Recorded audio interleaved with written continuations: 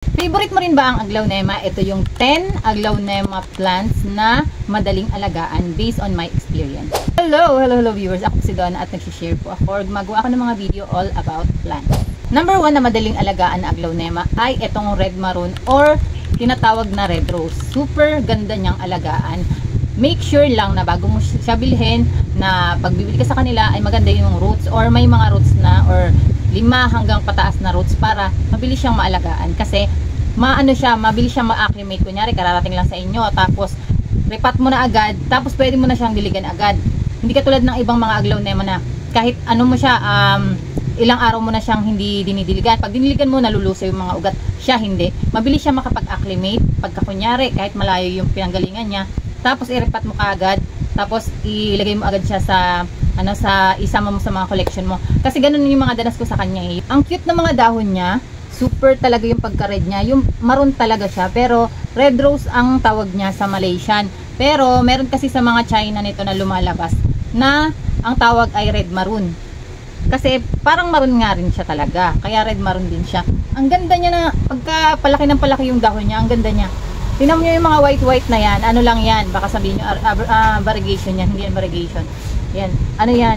7. Anti-pest. Kasi ang dami kasing mga ngayon, mga uod. Kaya nag-spray tayo. So, kailangan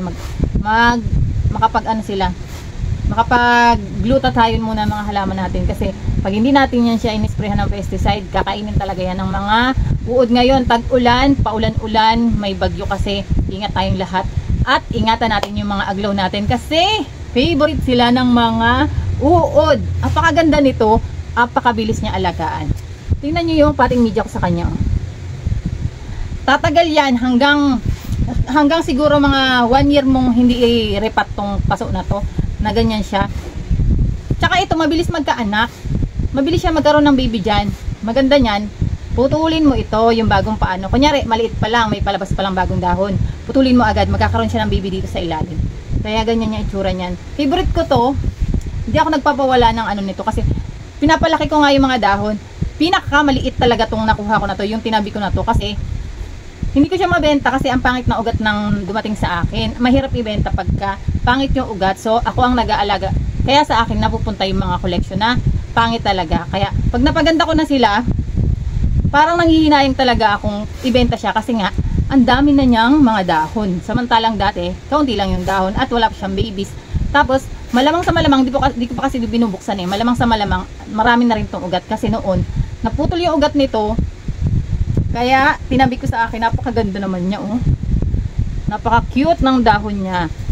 At mabilis siyang alagaan. Yun yung pinaka-importante doon sa atin. Mabilis siyang alagaan. Hindi siya maselan sa potting media. Tingnan niyo yung potting media ko sa kanya. 80% rice hull, 20% na loam soil. Wala nang iba, yun lang nilalagay ko. Halos sa lahat ng aglaonema ko, yun lang ang potting media ko talaga.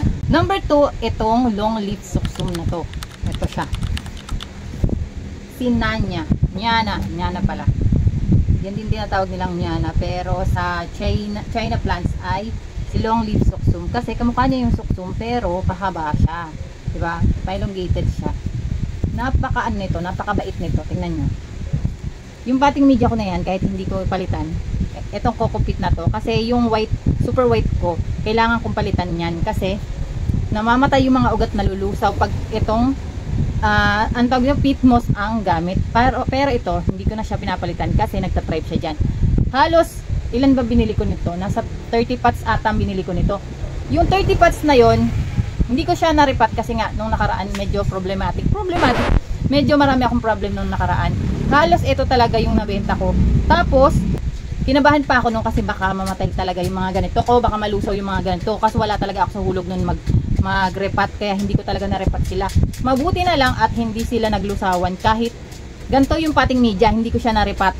Kasi yung mga super white talaga, pag hindi ko na-repat yun, parang 3 days, 4 days lang, naglulusaw na sila. Lalo pag nadiligan ko sila pagaling doon sa delivery ko. Tapos, nadiligan ko sila, namamatay sila, nasasayang lang yung mga super white ko, yung mga ugat nila, maganda yung mga mga dahon niya.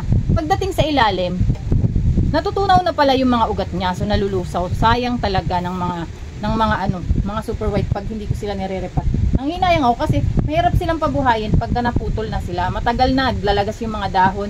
Meron akong super white dyan sa taas. na halos mag-1 year na. Asa na yun? Andito ata sa dulo. Basta yan dyan, ay ito nandito ata sa dulo, yung white na part na yan sa dulo na yan. Halos 1 year na sa akin. Di ko pa rin napapalash ng bonggang-bongga. Alam ko may ugat na siya kasi may mga lumabas na mga bagong dahon, parang 2 dahon, 3 dahon. Pero hindi ko sure kung marami ng ugat kasi nga matagal lumabas yung ugat niya. Yung mga dahon niya ang nauunang lumabas bago dun sa mga ugat niya. Kaya hindi ko sure kung super rooted na. Ayaw ko na kasing galawin kasi baka mamaya lalo pang masira. Pero pagdating dito sa longleaf suksum na to, napakabait nito. Kahit niripat ko sila, yung mga natira niyang mga ganito, niripat ko, pag pinaghiwa-hiwalay ko yung tatluhan, ang ganda pa rin ng ugat niya, hindi siya nalusaw at may mga bagong dahon siyang lumabas. Yan, hindi siya maselan sa pating media. Hindi, unlike dun sa ano, matigas to ha, matigas to. Unlike sa, ikukumpara nyo, wait lang. Pakita ko sa inyo yung pink suksum. Ito yung pink suksum.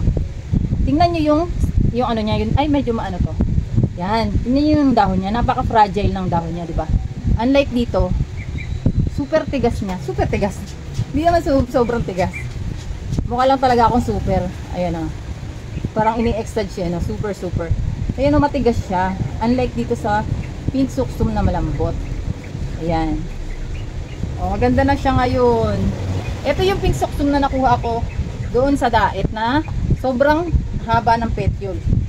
Ngayon, ang ginawa ko, ito yung pat na matangkad yung inano ko para, tapos nilagyan ko ng tali ng stand dito. Buti na lang may bago na siyang baby dito, oh. Yung ugat niya ay nag-thrive na kasi napakapangit talaga ng ugat ng nakuha ko to. Pag ganito, talagang inaalagaan ko na lang sila pag pangit yung mga nakukuha ko sa mga seller na nabibilhan ko. Kasi nagtatry ako sa ibang mga seller, tinitingnan ko kung maganda sila magbalot. Kaya bumibili ako. Yun nga lang, turn out, minsan talaga frustration ang nangyayari. Frustration. Ay, pero ngayon, ang ganda na niya. Diba? Kaya hindi na ako talaga bumili dun sa seller na yun. Kasi, pangit talaga ng mga ugat niya. Yung mga binigay niya sa aking ugat. Kaya binlock ko na lang siya. Kasi, para hindi ko makita yung mga ano niya, post niya. Kahit sphagnum moss, magta-thrive din siya.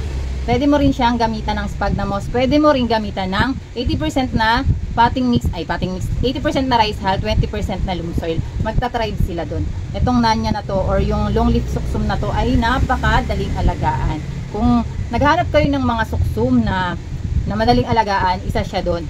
Ang ganda pa niya, parang kamukha niya yung mga poinsettia, yung kakulay niya halos yung poinsettia na pula, tapos yung dahon niya parang pag ganon-ganon. Ang bilis niya pati mag-lash at magkaroon ng anak. Mabilis siya magkaroon ng anak pag tinanggal mo yan, may mga bagong pasuloy na yan doon sa dulo kasi yung mga ano niya, yung mga tawag doon sa ilalim, yung growth point niya doon sa ilalim ay naglalabasan na dapat ugat yon pero lumalabas ay stem na siya, kaya nagkakaroon siya ng mga dahon. Doon mabilis magkaroon ng mga dahon or babies ang mga aglaonema pagka ganun yung nangyayari. Sa ilalim mismo may lumalabas na babies. Hindi mo na kailangan putulan dito sa ibabaw or ng bagong dahon para magkaroon siya ng babies. Kusa na siyang nagkakaroon ng babies. Ganda nitong longleaf suksum na to. Napaka cute ng dahon. Number 3 na madaling alagaan na aglaonema ay napakaganda rin ito. Ito si red sumbat. Ayan, kaganda ni red sumbat, no? Parang nag-orange yung new leaf niya, pero red talaga siya. Mabilis lang din alagaan yung orange sumbat. Pero yung orange sumbat kasi, medyo mahaba yung petiole niya. Dun sa nabili kong sumbat, ganun siya. Medyo mahaba yung petiole niya, unlike dito sa red sumbat ay maiikli. Ayan, maiikli siya. Kaganda, mutation to eh. Nagre-red na nag-orange tapos pabawl yung dahon niya. Bowl type. Yan. Thailand ko to nabili. Hindi masyadong ma-emphasize yung kulay niya kasi yung ko, pag tinanggal ko kasi to, kaka-spray ko lang halos pag umuulan, nag-spray ako. Ay, pag umulan. Di ba uulan? Tapos pag nawala yung ulan, spray na naman ako. Pag umulan na naman, mawawala na naman yung in-spray ko. Magdidilig na naman or mag-spray na naman ako sunod na pagka nawala yung ulan. Kasi natatakot ako baka kainin yung mga aglaw ko dito. Yung mga dahon niya kasi, tapos yung mga stem niya, favorite yan ng mga uod. Kaya kailangan, natin yung mga aglaw natin ngayon. Kasi, paulan-ulan, sayang ng mga dahon. Katulad yan, pag nabawasan ng isa, sayang, magkakaroon ng bungi. Ang cute kasi ng mga dahon niya, pag sunod-sunod, di ba? Pag madaming dahon, mas cute. cute, mas maganda pag super lush talaga. Ang bilis lang nito alagaan, sabi sa inyo. Pag gusto nyo ng mga super cute or yung parang compact lang na mga dahon, the best itong sumbat na to. Kung bago ka pa lang mag-aalaga at gusto mo ng easy to care lang na aglaonema. Hindi ko yan masyadong dinidiligan. Kahit tag-ulan ngayon kasi nandito siya sa may harapan. Naka-display siya kasi super ganda niya. Pag mga talagang favorite aglaonema ko, naka-display yan doon sa gilid. Ngayon, dinidiligan ko siya once a week lang. Ayan yung potting media ko sa kanya. Yan. 80%. Alam niyo na, rice hull, 20% na loam soil. Halos more on rice hull na makikita mo diyan. Napakaganda di ba? Super cute niya. Super the best to sa mga bagong mag-aalaga or mga new collectors diyan, mga bagong aglaonema lovers, the best ito. Number 4 ay itong si Pink Prosperous or Peach Prosperous. Kasi nagpi-peach siya pero pink daw siya. Pero parang siyang peach. Napakabait, napakabuti. Kahit anong potting media naman ito, napakabilis magkaanak. May anak na naman siya. Ayan. Ay, dalawa. Ay, hindi makita. Wait lang. Ayan, wala, hindi makita. Ayun, kita nyo yung mga white na yan. Ito, tsaka yun. Ayun, yan. May bago na naman siyang baby. Kakapropagate ko lang nito siguro last month. May bago na naman siyang baby. Nag-sparkle yung mga green-green niya dyan sa gilid. Tapos, yung gitna niya ay peach. Yan, yung veins niya ay peach. Tapos, ito, veins din, peach din. Yan. Ang ganda ng kulay niya, no? Sobrang bait nito. Medyo matangkad nga lang siya. Kahit yung mga babies niya, ganun din yung nangyayari sa kanya. Pero, napaka-sturdy niya kahit hindi ko naman siya lagyan ng mga pampatibay. Sturdy yung mga dahon. Yung stem niya. So, hindi na kailangan ng mga pampatibay. Napakaganda nito. At ang bait nito sa kahit anong potting media. Galing to sa sphagnum moss. Nilipat ko siya sa potting media. Itong potting media ko na to, medyo may pa nga to, halo pang sphagnum moss. Minsan ko lang din to diligan. Nadidiligan lang din to halos once a week lang. Ito, nakakakuha ng lights. Bright lights pero shaded lights na. Afternoon sun galing doon kasi nandun siya banda. Afternoon sun ang nakukuha nito. Shaded na afternoon sun. Mabilis siyang magkaanak. Ang maganda sa aglaw pagka gusto mong mabilis magka-baby, bigyan mo ng maraming lights para mabilis siyang magkaroon ng ng magagandang dahon, makapal na dahon. Sunod-sunod yan, halos dapat sa isang linggo meron siyang dahon na lalabas para mabilis siyang mag-flush. Ganun yung mga diskarte para pumapal agad yung aglaonema mo. Bigyan mo ng maraming lights. Yung hindi masyadong hindi direct sunlight. Number 5, itong si Maroon Swan. Swan nga siya, kaya siya tinawag na Maroon Swan. Ito, China plants to. Ayan, wala akong makita nito sa Thailand aglaw or yung Malaysian aglaw. Tingnan niyo yung dahon niya, No, kakaiba. Para siyang angel pero kakaiba yung dahon niya, Swan siya kasi tingnan niyo, Parang paano yung dahon niya. Parang angel nga rin siya pero mutation. Nag-iiba yung mga kulay ng mga dahon. Tingnan niyo, No, ang cute ng dahon niya. Ang cute ng mga bagong dahon din pati. Ano, pak. Nagagandahan ako sa kanya. Kaya dalawa na lang ata yung ganito ko. Yung isa tinabi ko na talaga kasi collection ko na yon. Kasama na siya sa collection ko. Dalawa na lang ang natitira ko nito. Napakaganda naman, Baka cute, Super bait nito sa potting media. Tingnan nyo, potting media nito. Ganyan lang siya, pero minsan ko lang din to diligan. Once a week, doon to sa loob ng bahay. Kaya hindi ko siya masyadong dinidiligan. Tapos may electric fan lang. Kaya medyo malinis to yung mga dahon niya kasi sa loob siya ng bahay. Yung mga mga nandito sa labas ng bahay ay puro spray or puro pesticide para hindi siya ngat-ngatin ng mga mababait na uod. Tingnan niyo yung mga niya, Kasi nilalagyan ko to. Baka syempre support, alam niyo na may support. Inaantay kong lumaki yung mga dahon niya Kaya inaano ko to na tsaka ko na siya ire-repat pagka medyo malaki na yung niya, yung lumalabas na dahon. Ibig sabihin, pwede na nating i-repat yun pagka palaki na yung mga dahon na lumalabas sa kanya. Pero sa ngayon hindi pa. Ayan pa, 4x4 pa lang to. Yung paso niya 4x4. Hindi masyadong malaki kasi maliliit nga sila. Same sila sa mga ganito, sa red rose, maliliit yung lumalabas sa kanila, hindi masyadong malalaki. Pero super cute naman. Kakaiba ang kulay, mutation. At ang importante, mabait sa pating media, hindi siya lusawin. Mabait siyang alagaan, hindi maarte sa pating media.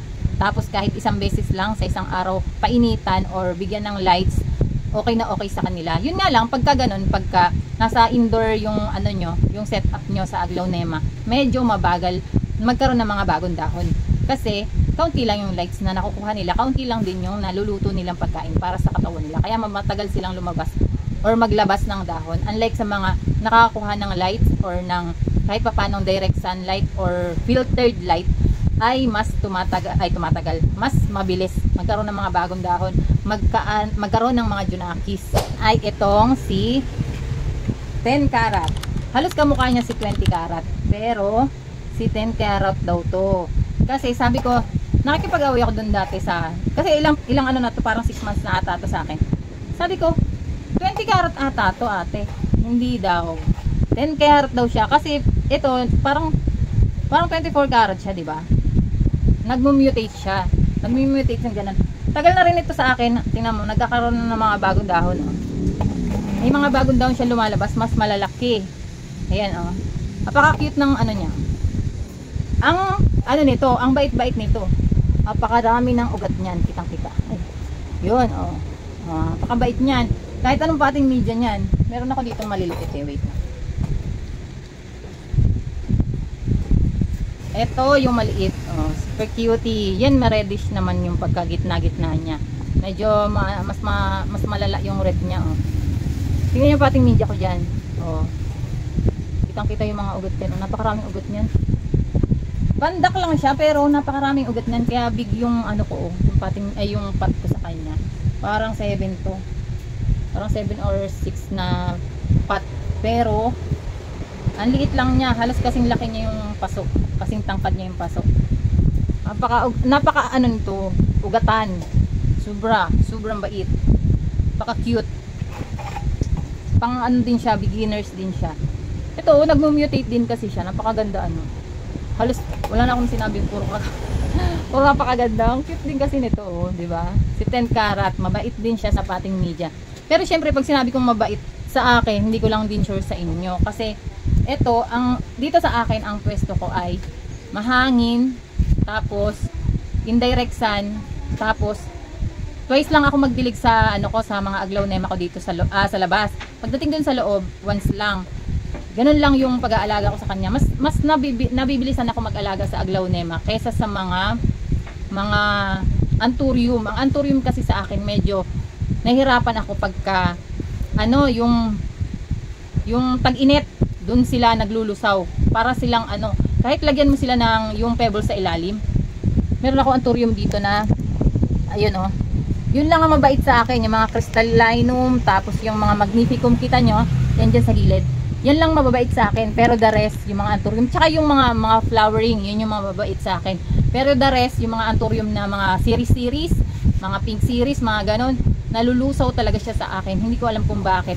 Hindi siya, lalo yung mga ano, yung ang tawag doon, yung makikislap yung dahon, ayun yung masiselan talaga sa akin. Halos kamukha ni Magnificum. Ay, favorite ko sana yung mga anthurium. Kaso, hirap ako magpabuhay sa kanila. Mas napapabuhay ko yung mga aglaw. Favorite ko yung aglaw, pero syempre gusto ko rin naman ng gusto ko yung mabe-veins, katulad ng mga anthurium, pero hirap ako magpabuhay sa kanila. Yung ilan-ilan sa kanila ay nahirapan ako. Kaya minsan, napapaisip ako kung bibiling ko ba o hindi. So, pag alam ko hindi siya para sa akin or hirap ako makapagpabuhay sa pwesto ko, hindi ko na binibili kasi sayang. Nanghihinayang din ako kasi nakakaawa rin. Bukod sa nakakapanghinayang sa pambili natin, nakakaawa rin kasi nalusaw natin. Parang nakakasira ng araw. Nakakasira ng araw pagka na ano, 'di ba? Kahit minsan naisip ko sanay na ako magkaroon ng patay na halaman. Yun nga lang, syempre, pagka na ano ko, ay sayang naman, naalala ko ganito, ang ganda pa naman nun, tapos nalusaw lang din, sayang. So ayun, pag hindi talaga ano para sa inyo yung plants, huwag niyo na ipilit. Yung mga aglaw, mas mabilis siyang alagaan. Halos karamihan ng aglaw, akala lang ng iba, kasi may nagtatanong sa akin, bakit daw aglaw karamihan yung binebenta ko? Bakit daw ano, hindi ang tawag dito, yung Scindapsus, kasi Scindapsus mabilis daw alagaan, mabilis pang maparami kasi cuttings lang pwede mo na ibenta, isang dahon pwede na. Eh ang aglaw daw mahirap. Sa akin naman kasi yung pagbebenta ko kasi for passion ko din talaga yon. Kaya favorite ko kasi yung aglaw, kaya yun din yung talaga halos yung binebenta ko kasi gusto ko mag-collect ng aglaw. Gusto ko, pag bibili ako ng aglaw, sinasama ko na yung collection ko. At least, nakakabili ako ng collection ko. Plus, nakakaano pa ako sa iba kasi binibenta ko ng mura. Pag mura ko nakuha, mura ko din ibibenta sa mga buyers ko. Kasi konti lang naman din talaga ang tubo sa paghahalaman. Hindi naman ganun karami talaga. More on passion lang talaga. Kaya ako nagbebenta ng plants. Kaya halos pagka ko, kahit halos wala na akong tubuin kasi magbabalot pa ako.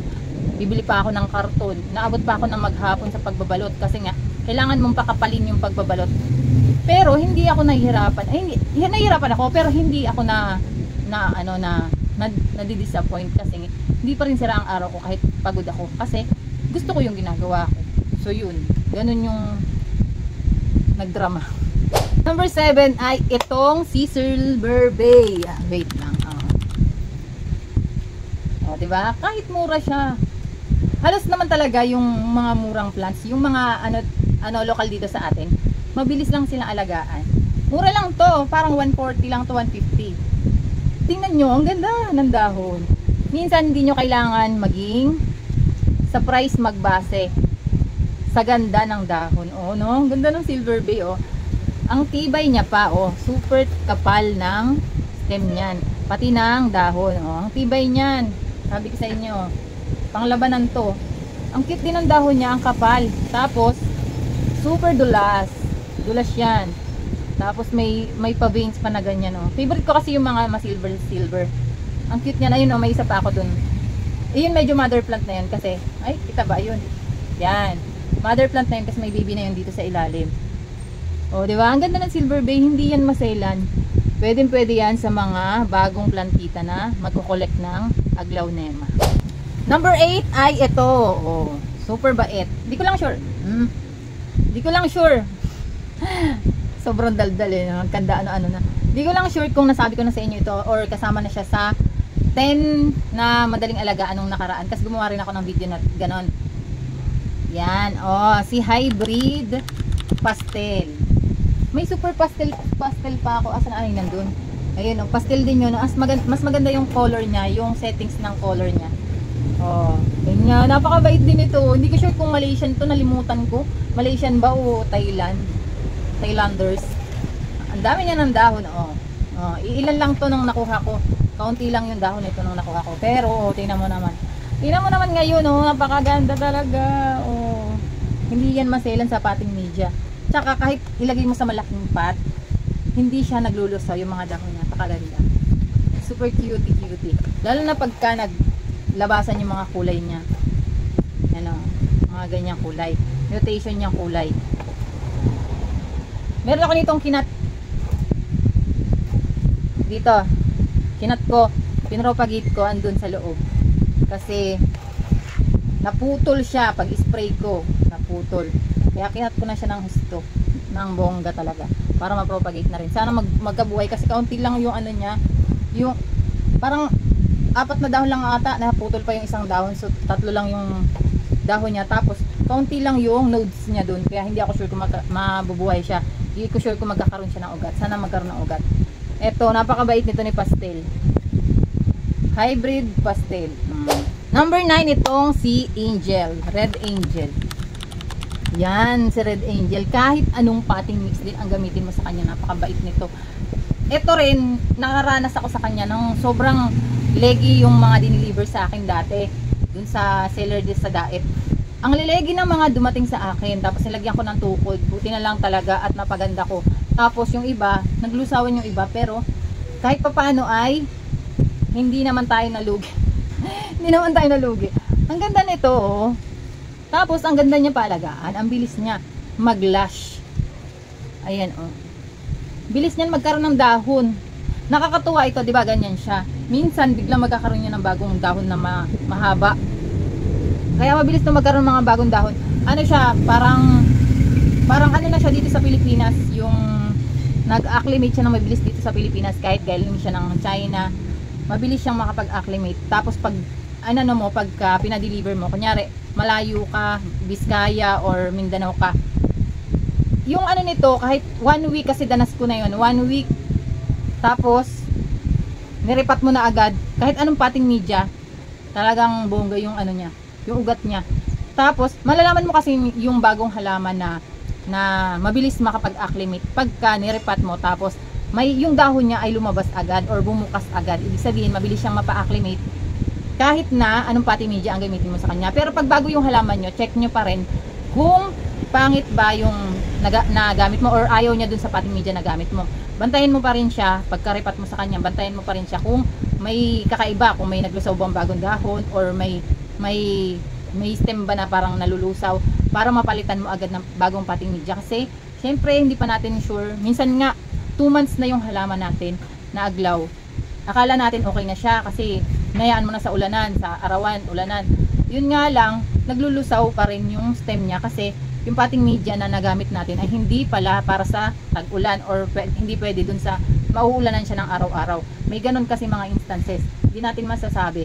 Kaya mas maganda yung safe yung plants natin, bigyan mo siya ng rice hull, more on rice hull, tapos counting potting media para hindi rin sila maubusan ng moist doon sa potting media niya, para kung sakaling hindi mo sila madiligan, may moist pa rin siya na hindi sila mauubusan, may mapagkukuhanan siya ng moist para doon sa mga dahon niya, para mag-thrive itong mga dahon niya, hindi magkaroon ng mga bagong yung patay na dahon or yellow leaves. Number 10 ay itong si Jingo Red.